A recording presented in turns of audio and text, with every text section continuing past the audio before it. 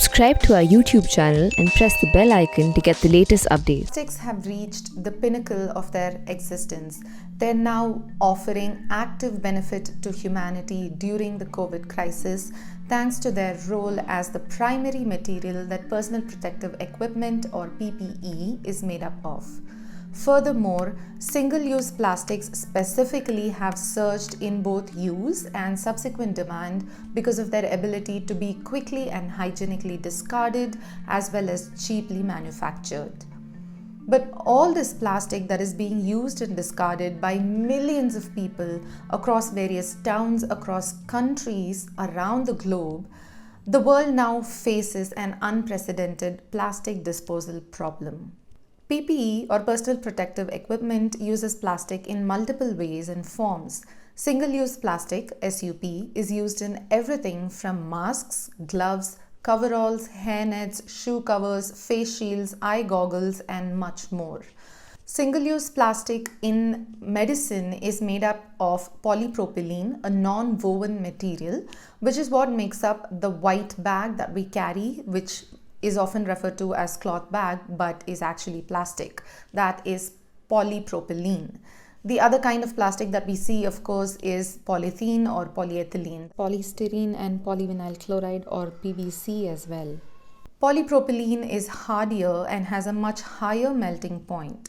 It is resistant to almost all kinds of liquids and solvents and glues, and it stays resilient for a long time unless exposed to temperatures over 100 degrees Celsius. Unfortunately, the use of PPE for biohazardous purposes means that it is often unfit for recycling.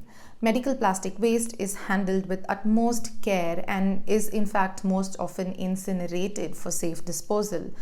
But this plastic can also be processed thermally to decontaminate it or be treated chemically or biologically with enzymes and be reused.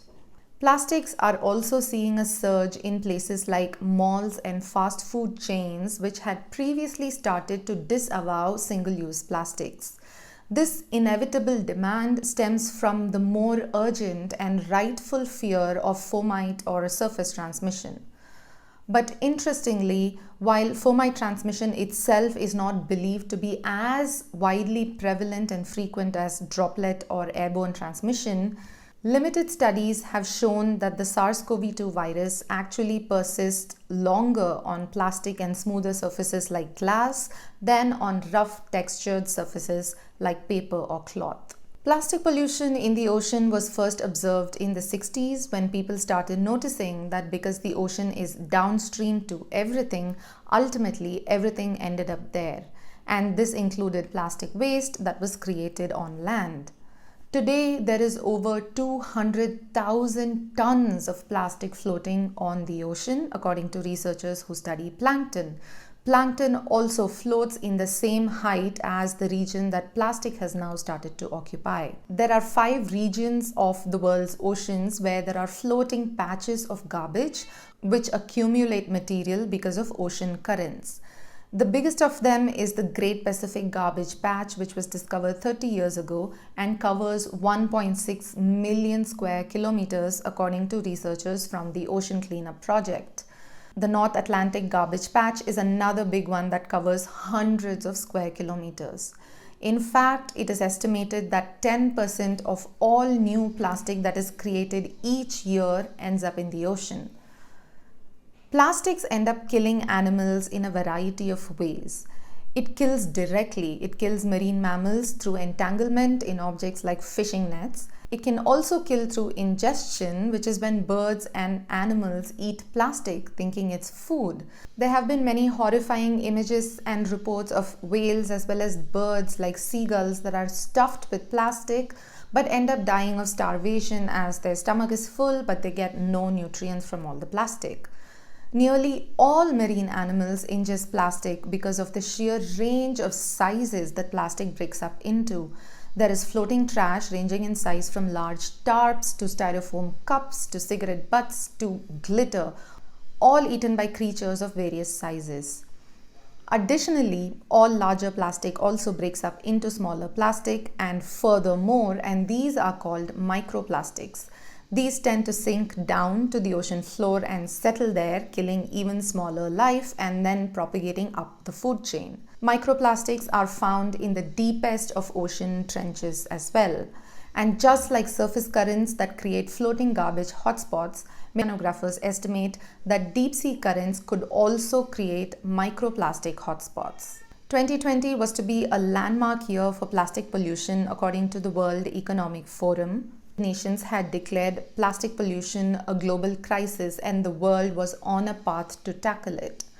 Unfortunately, as humanity attempts to recover from a hiccup of life that is COVID-19, it has helplessly set the environment at a greater danger than it was a mere 6 months ago.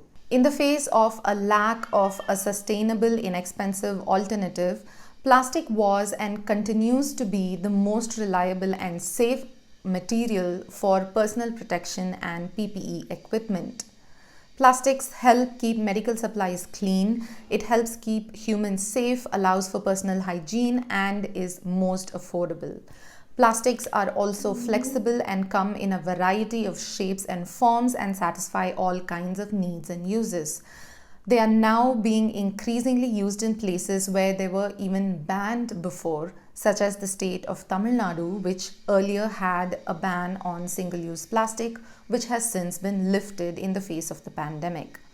This has also been the case internationally, not just in Indian states. Such changes where plastic-related norms have been relaxed have been seen in US, UK, and many other major world countries.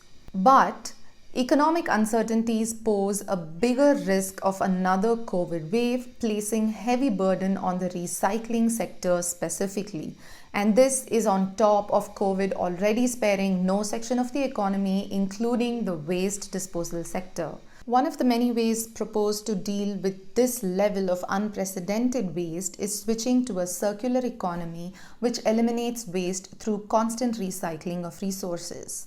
As individuals, the most we can do is practice consuming less plastic personally and spread awareness and of course pressure authorities and companies to act. There are many short-term solutions at a micro level. Containers and boxes such as food delivery containers can be washed or disinfected and reused. There of course needs to be more investment into ensuring infrastructure for recycling is up and running. But there also needs to be investment and encouragement of newer technologies for effective recycling in the longer term. Most importantly, the big players who create the largest amounts of such products need to spur into action to tackle this crisis. Companies must be incentivized to invest more in responsible recycling, both consumers as well as manufacturers of plastic products. In the larger scheme of things, it is already quite late when it comes to plastic pollution. But the sudden compounding of the world's plastic problem is now something that we are all well aware of and anticipate with certainty because of the pandemic.